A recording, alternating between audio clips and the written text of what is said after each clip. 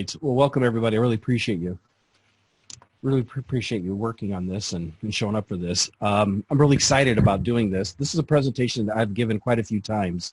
The first time I ever gave this presentation was actually at Fox Build, which is the co-working makerspace that I work out of, and it has evolved over time.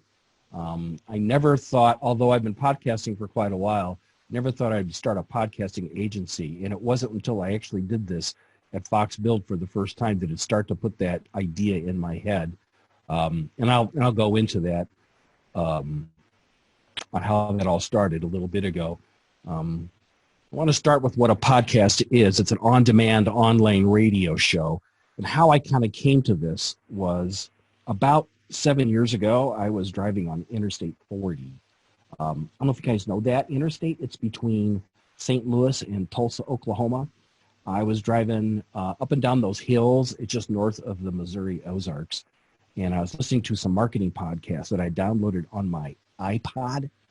You guys remember an iPod? It was it had that big wheel, and it had earphones. It was hard to plug into your car. And I was very frustrated by listening to some of these podcasts because I couldn't find one that I was really interested in regarding to selling. In those days, I was the VP of sales for a startup tech company. We sold a SaaS app.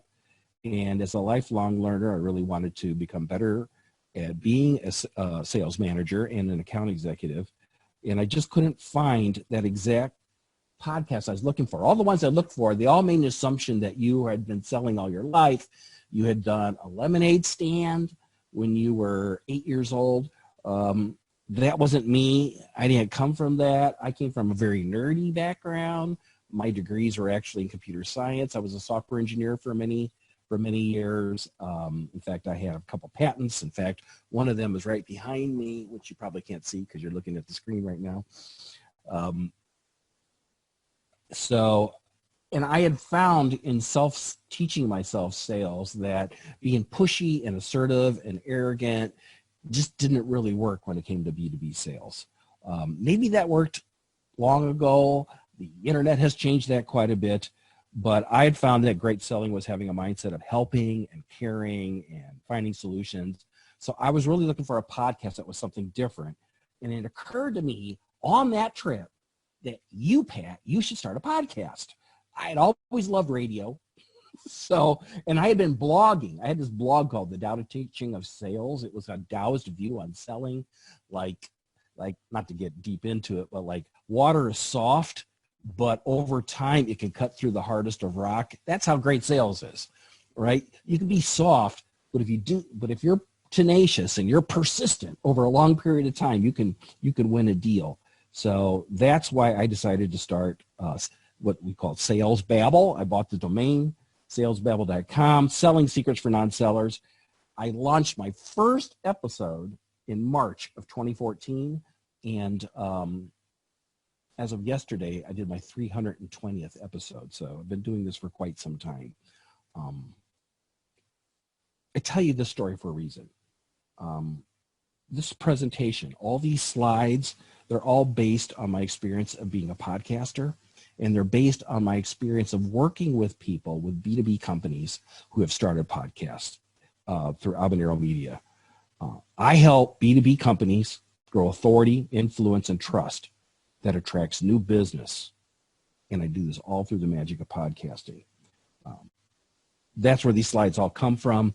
I have to admit, I'm totally biased on podcasting. I think it's the most important innovation in content marketing since blogging. This is pretty fun stuff. So that's what we're going to do today. If you folks got any questions, comments, or anything like that, I have everybody automatically unmuted. You're more than welcome to ask me a question in case I'm somewhat confused. Some of this I've already told you already about. My first story is that I can probably skip this. I blogged, avid podcast listener. I've been listening to podcasts for like 15 years, engineer turned sales guy, and I started Sales Babble, which was in 2014. What's interesting about Sales Babble, it's really become quite a brand for me. When people think of me, they think of Sales Babble. They're inextricably tied.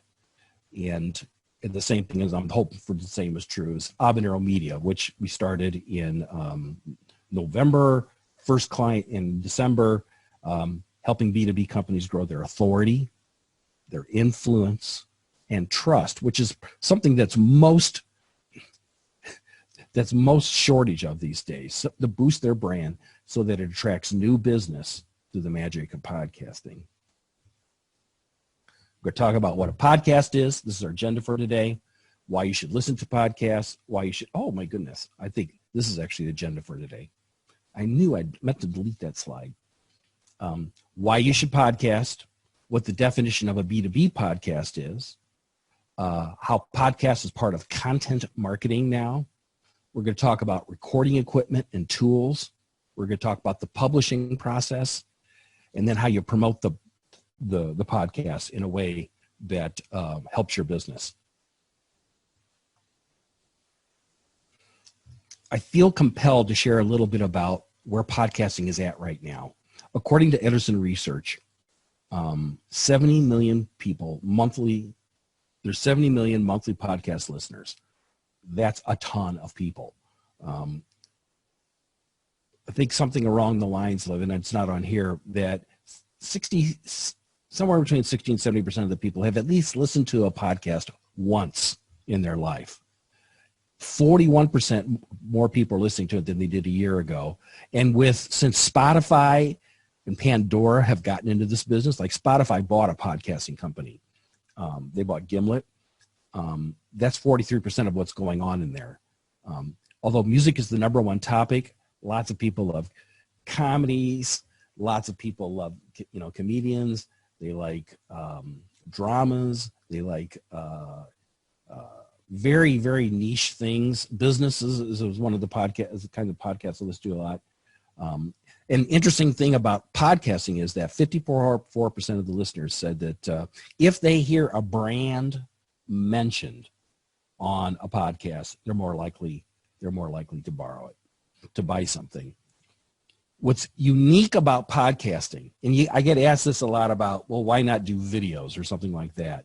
The thing about a podcast is it's total focus. The thing about a podcast is you can do two things at once.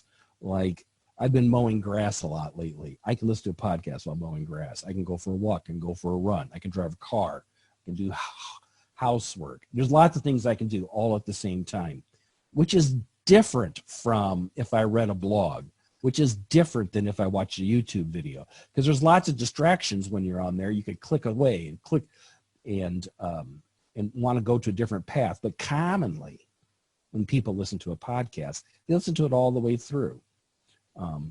Another thing, too, about podcasting is there's less bias and there's less judging in it. There's video, people might look at me and go, I don't like his hair, because recently I haven't cut it very much. I don't like how they're dressed. I don't like how I don't like their background. They judge a whole bunch of stuff. But when it's just audio, you can make somebody look like anything you want in your mind and in your creativity.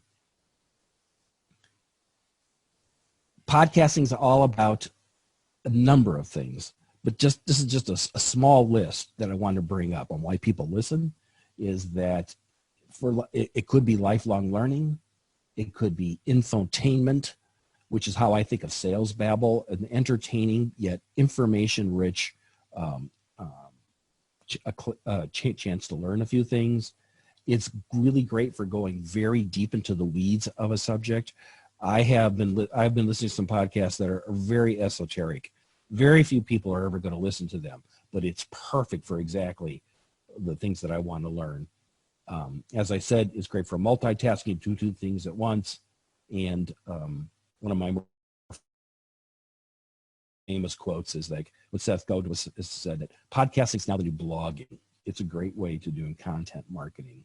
Here, I think Joe Rogan's podcast is one of the most popular. I just saw New York Times The Daily is like number 2.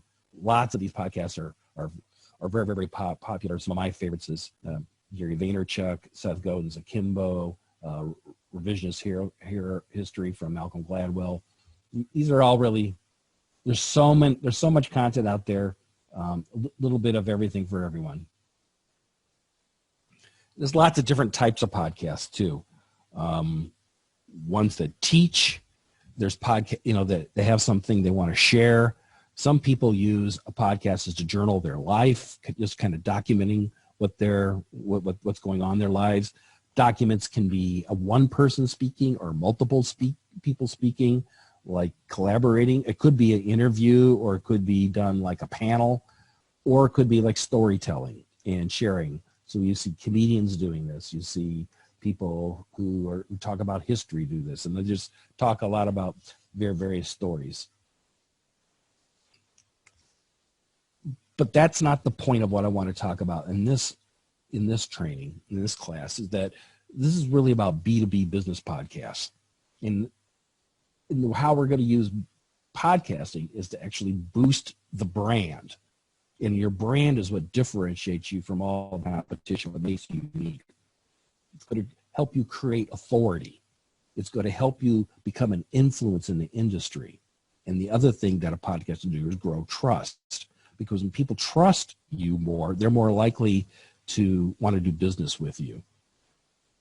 What I want to do now is kind of dig into each of these. B2B podcast is unique in that your ideal audience should be your ideal client. Highly targeted, very, very specific. This is not these are not podcasts where you may get 1 million people listening to you, like Joe Rogan, but it's much more likely you're going to get exactly the right kind of people listening to you, people who see the value in what you're bringing on the podcast, and maybe what you also bring, any products or services that you bring to the market. So we're talking about limited listeners, highly targeted, but it's also content that motivates the audience to become a lead, reach out to you. And once that happens, they're much more likely to become a prospect because they kind of trust what you're saying, and eventually they get converted to clients. Gary Vaynerchuk is a podcaster, content marketer, influencer, all kinds of things. And he has some very interesting things to say about this. And I really love this quote that he said he said that, just remember that audio and voice are by far the most natural interface for humans to interact. We like to speak and listen. It is the medium of the moment. Every business needs a podcast. These days, he's really promoting three things. Everybody should be on LinkedIn. Everybody should be trying TikTok. And everybody should be having a podcast. These are the three things that he's most excited about these days. Gary is really in your face, but Seth Godin, who is an unbelievable thinker when it comes to marketing, and an influencer. I don't know how many books he's written, maybe 15, 20. But I think he says it best, in that podcasting is now the new blogging. It's the best way. It's one of the easiest ways, both to create and to consume, so that people can better understand you, better understand your brand and what you're all about. So these are the things that we're trying to address by creating a B2B podcast. Because think about what are some of the marketing challenges that you have.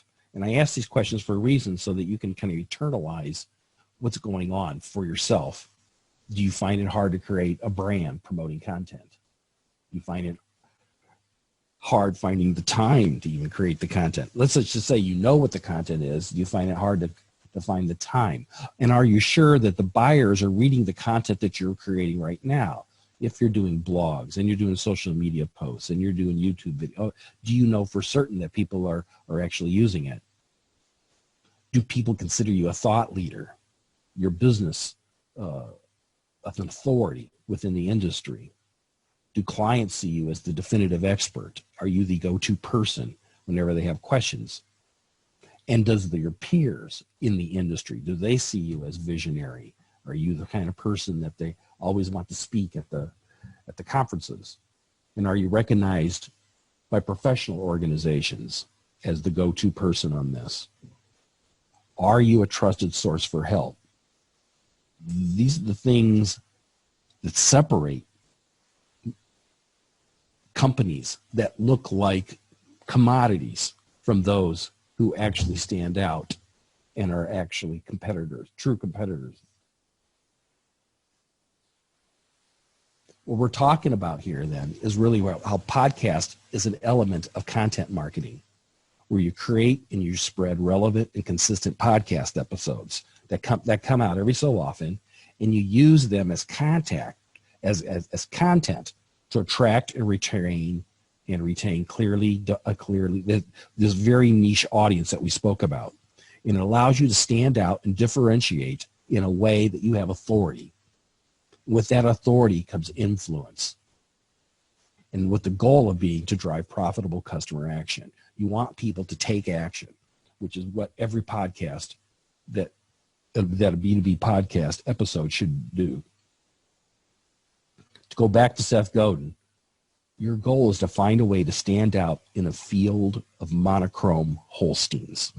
If you're driving down the road out in the country and you see all these cows, if there was a cow that was purple in the middle of the field, that would catch your eye. And you would go, oh my goodness, that's a purple cow. That's what you want people to do for your company, so that you stand out from all the crowd. That's what Sales Babble, to a certain degree, is really done for me. It is my brand. Brands build trust. When people see Sales Babble, they think Pat.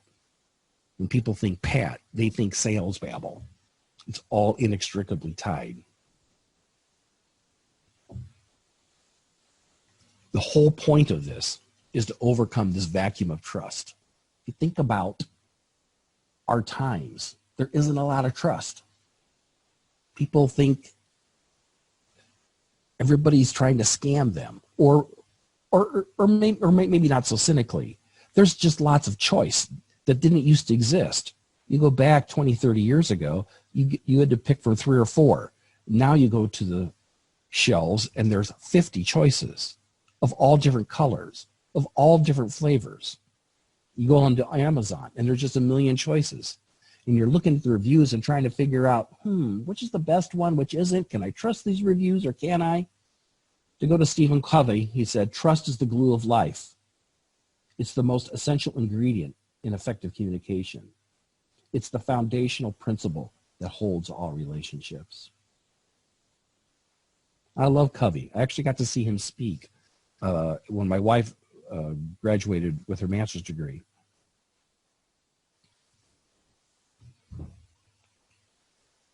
The thing about podcasting is it brings authority. James Voigt said, and I thought this was pretty interesting. He said that I can only launch a book once, but I can launch a podcast with each new episode.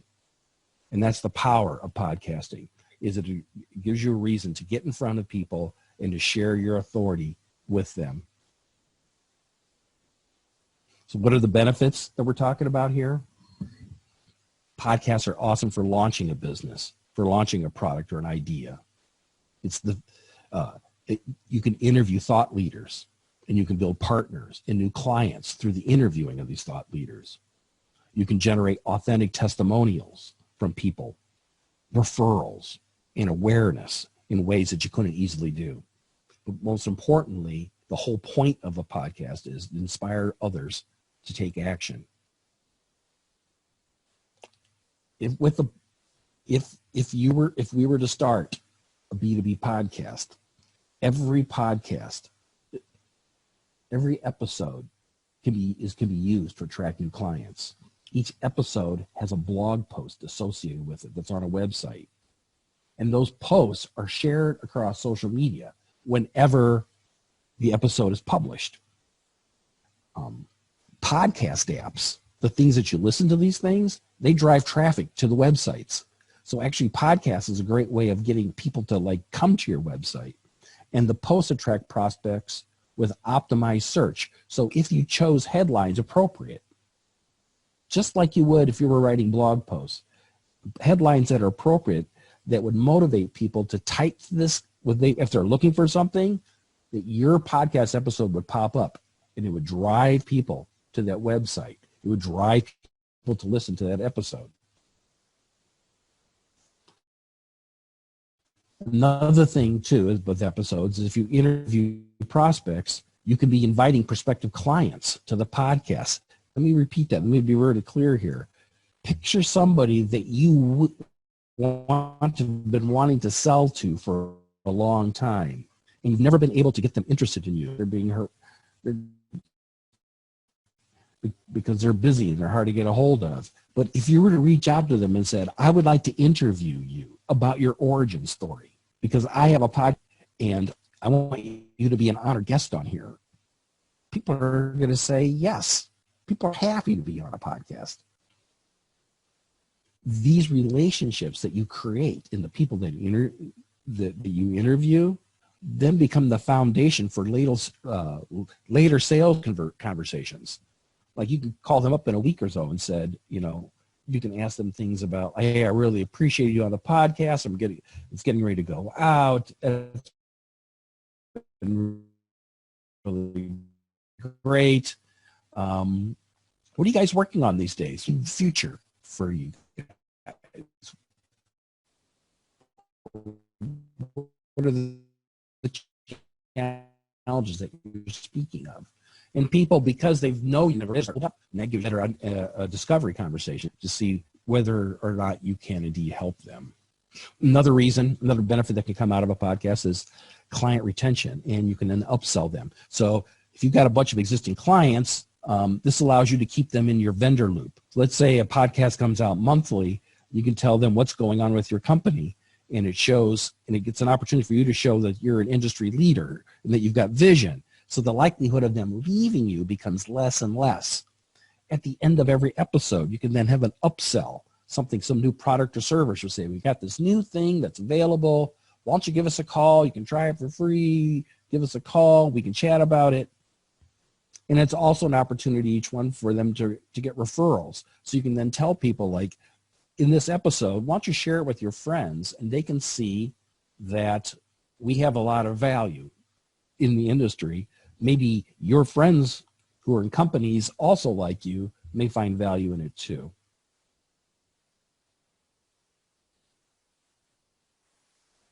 For a lot of companies, the only time they actually talk to their customers are when they're in trouble, when they're on the helpline, or on the customer support line. This is an opportunity to do it in a much nicer way. Another thing that's great about podcasts is you can get authentic testimonials out of them. Interview existing clients, have them their origin story of, like, why did you guys decide to pick us? What were the issues that you had? What was it like working with us? Now that you've had us, now that you've had us for a while, what are the benefits of the results that you're seeing? And people just naturally just kind of sing your praises. And at the same time, if you ask them a lot about their business, you actually give your clients free content that they can then share in their own marketing campaigns, which just broadens the reach for people learning more about you and your business. It's a win-win-win. And then another benefit is Referral Channel. Existing clients share episodes with their friends become then maybe prospective clients for you. So each episode's used for marketing, each episode's used for sales content. Marketing, when you can put it in social media, or your sales folks can then use it to, when they get asked a question, and they could say, yeah, we actually did an episode on that. And you guys just look so smart, because then you share the link with them, and it's just great more content for the sell. Podcast build trust. This allows your brand to stick out from the competition. You become a leader and an inspiration and the right choice for your customers.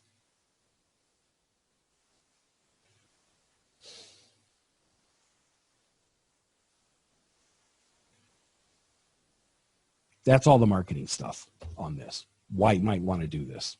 What I'd like to do now is start to kind of dig into, so what exactly does this look like? Some of the mechanics of that. And this is where And that's the first thing let's talk about is sound. Sound dominates content. Good content matters most. If what you're sharing doesn't have a lot of value, it doesn't really matter how pretty it sounds. But if you have great content and episode after episode sounds tinny and like a telephone call, people are going to get tired and stop listening. It's actually not that hard to get quality sound with precautions.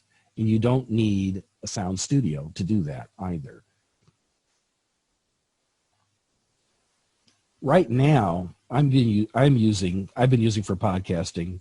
All I've really needed to do it, to get started at podcasting, all you need is a ATR 2100 microphone. They're like $90 right now. They were like $70, but the price has actually gone up a lot in the last 6 months. It plugs into the USB of your laptop, and then you can interview people for Zen with a piece of technology called Zencaster for remote recording, which is totally free. And that's all. If you just want to get started with podcasting, if you just want to do a solo episode, this is all you really need. If you want to interview somebody who's remote with a Zencaster, this is all you really need. This here is my recording studio here in the Sales Babble studio. I've got a Behringer mixer there on the right. This is my laptop. You can see I have a PV microphone here. That circular thing on the left there, that's a pop filter, so you don't hear the plosives. I got Tascam headphones, and I use Audacity, which is actually, look at the laptop, you can see that's the software that's running, that I actually use to edit the podcast. It's free too. But you can build, you don't have to have a fancy studio like that. You can do a home studio, and it's really not as hard as you would think. You can go into your bedroom, find a closet, and all you gotta do is slide the table up in front of the closet and talk into the closet. Have the microphone facing you, and it will muffle an awful lot of sound. Small rooms with low ceilings, messy rooms with lots of odd angles, those are all awesome for recording. What's not awesome? Big rooms, lots of empty, lots of hard walls. Those are not great rooms. Those can get pretty echoey, which can be a real pain. This is Zencaster that I mentioned before. Runs through the web. There isn't really anything to download. All you do is send people the link. They log in, and it automatically syncs up with their telephone. It actually makes a recording on their end, a file, just their voice, their sound, and it makes a recording on your end too, on your computer. So there's two different recordings going on at the same time, and then you can hear each other through a VoIP call, voice over IP call. At the end of the recording, it then saves the file and then sends it to you, the person who invited them, and then you download the two files, and then you have one of you and one of the other person, and then you put them together into Audacity, and then you can edit those. If you're interviewing people mobilely, this is even a smaller, simpler device. I showed a video the other day on LinkedIn of my mobile setup using the ATR 2100s. This is even simpler than that. It's using a PM20S lavalier microphone. You can see there's two little microphones on here, and they plug into this cord that goes right into your phone. And it can either be an iPhone or an Android phone. The quality is not as high as these fancy microphones, but it's not terrible, and it's really compact. And the upside of doing a phone is, as long as your phone's charged, it can easily, it doesn't take a lot of energy for it to make a recording. Find a quiet spot, you can start recording.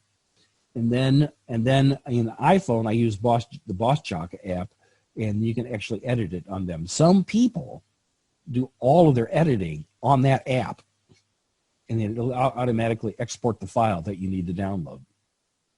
This is what it looks like now. Boss Jock Jr. You can mix and record the audio content, so you can actually put in music, so that you can mix the whole a whole episode pre-recorded, and you can actually bring the sound up and bring the sound down as people recorded, just like a DJ mixes it, just like you would for a radio show, which is pretty clever. It's a pretty clever app. This Audacity is spelled here, it looks like.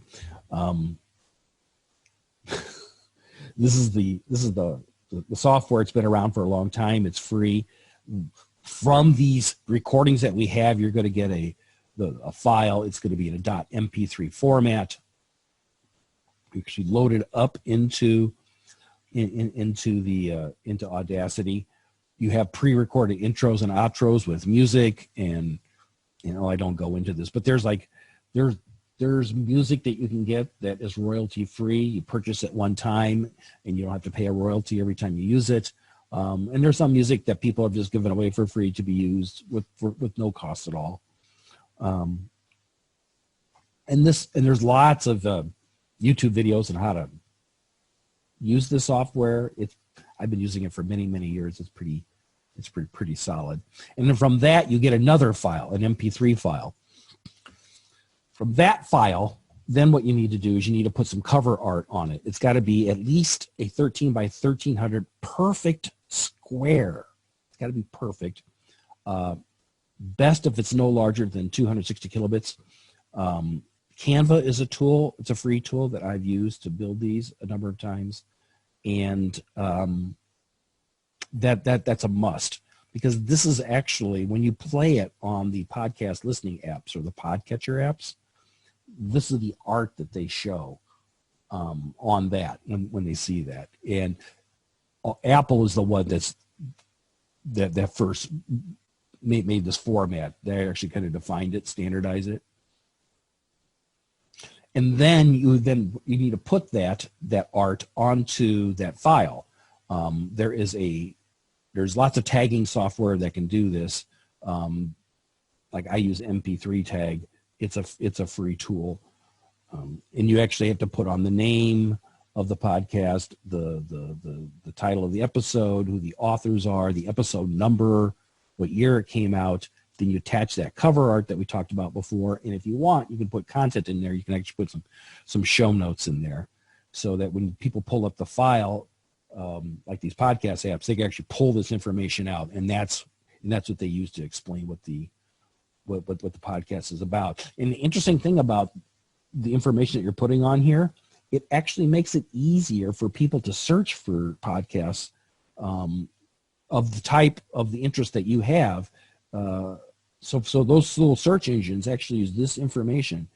So if you use keywords properly in your content, maybe in the name of the episode or the title of it, then people are more likely to find it.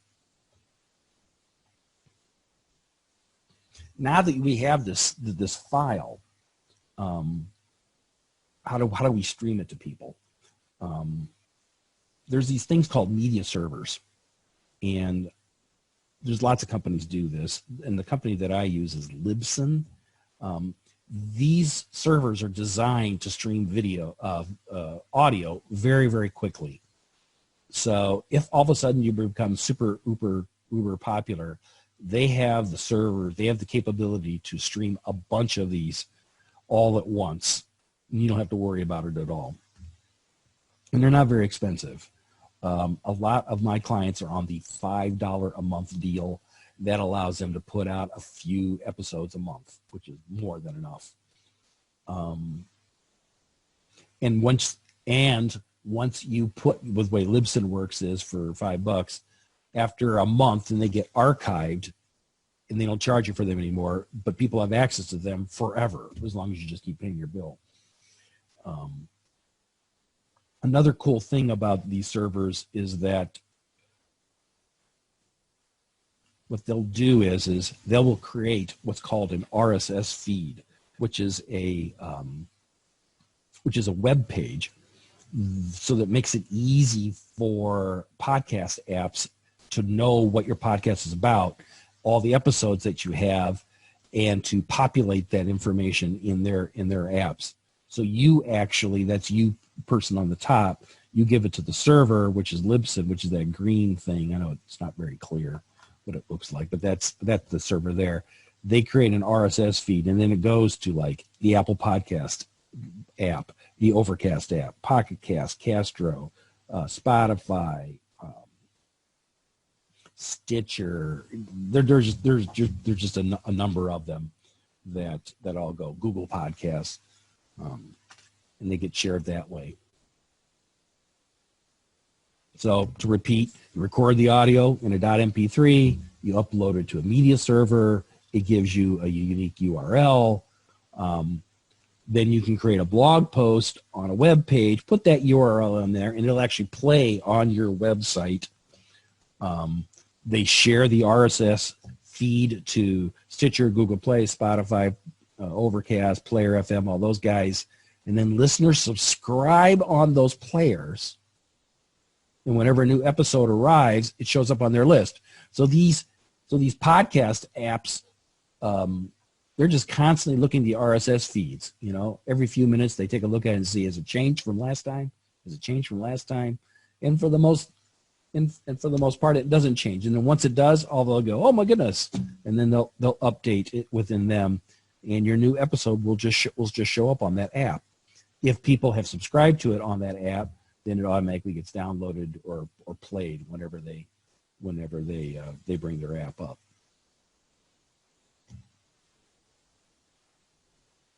These media servers are working pretty hard of trying to count the number of downloads that you have. They can't really, there's limits in what they can know, because there's so many different podcast players out there. It's not been standardized, and there's talk about standardizing, and there's a group of people getting together to standardize it. But I was just at a conference last summer, and it sounds like it could be a few years before this gets all figured out. But they can tell you how many times people have started to listen to your episodes. And these can be pretty useful. They can tell you where they started, what country they're in, and things like that. And those are pretty useful, those metrics. The metrics have gotten better over time. For example, back in the old day, I used to literally download the podcast onto my iPod, and then I would listen to it. Lots of times I downloaded episodes, never listened to them, but it got counted like I had listened to it. That's not so much the case these days, because more people aren't actually downloading the podcast on their phones. They're streaming it directly because of the data plans that they have. Makes it easier for you to do that than back in those days. So, so these metrics are so. I think what's really important when it comes to these podcasts, and specifically, and this is especially true, I should say, when it comes to B2B podcasts, is that it's really about quality, not quantity. The quality of the listener, not the fact that lots of people listen to it. Because what we're trying to do is, just to remind you, is we're trying to get people who are qualified to purchase our stuff to become listeners, so that they learn more about you, become more trusting of you, and eventually someday might want to do business with you.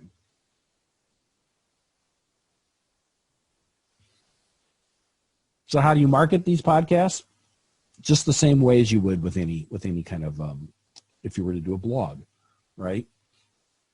Every post that's associated with your episode, it should be SEOable. It should have it should be designed and written with the headline. And there's a whole bunch of things, and I don't want to go into SEO because we could talk about that for an hour or two.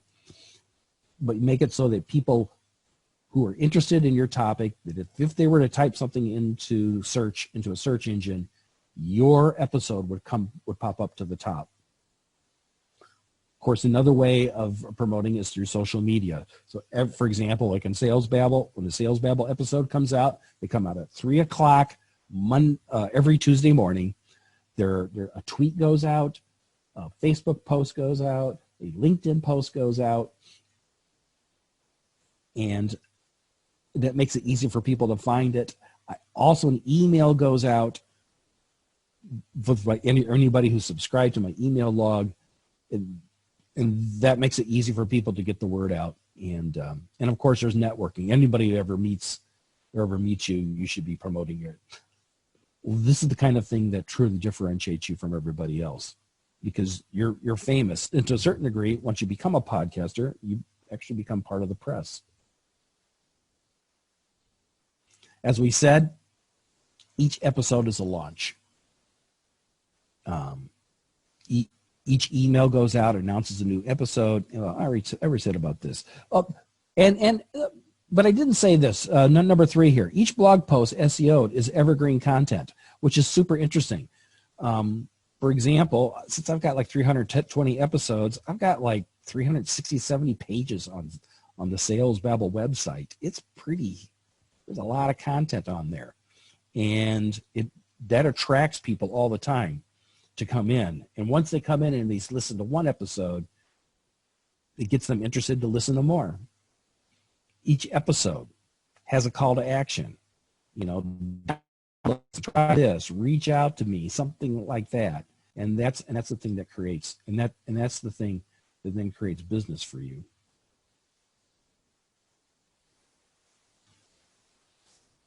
But the most important way, the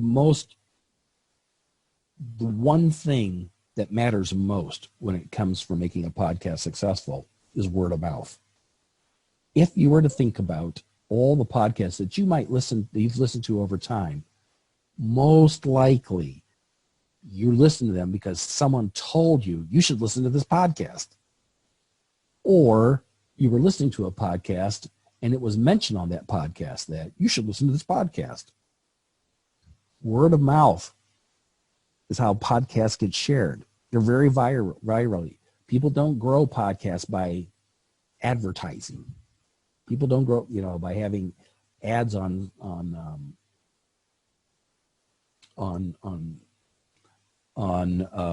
websites, or having ads on bus benches. Make friends with other podcasters. Get their listeners to become your listeners. If you're interviewed on lots of podcasts, then you're more likely to know about you. Which brings to the point of like something I wanted to talk about was, how do you get on a podcast? It's actually not as hard as you'd think.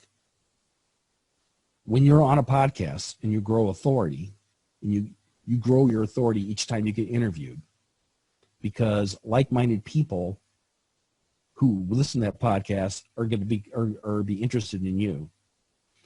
The best way to figure out how to get on someone's podcast is to find people who think like you, reach out with them in an email or LinkedIn in mail, or you can call them up on the phone, and it's actually not that hard to do, and just talk to them about what the host wants for their podcast.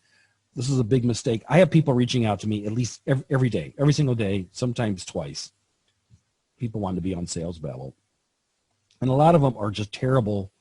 They just say, I want to be on your podcast. It's all about them. I. They don't say, I think I can contribute to your audience. They don't if you really listen to someone's podcast and understand what they're trying to do, and you frame when you reach out to them, something in a way that makes it easy for them, or that they clearly can see the value and they don't have to do any work, like you've laid it all out for them, the likelihood of them wanting to have you on their podcast really bumps up.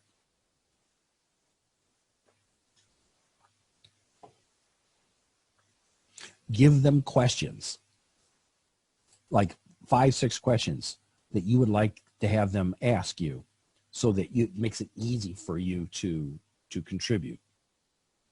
Let them talk, and then when you interview people, make sure you should let them talk. If they want to overtalk you, allow them to do that. But in the end, you should always have a call to action, some kind of lead magnet, which would draw them maybe to listen to your podcast.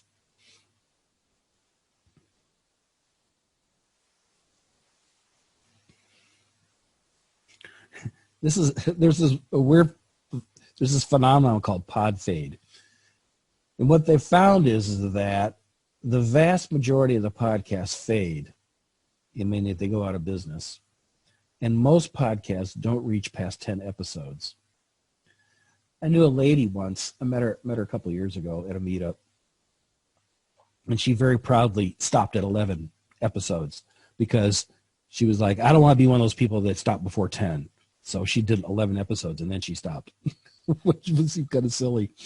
What people find is that podcasting can be a lot of work.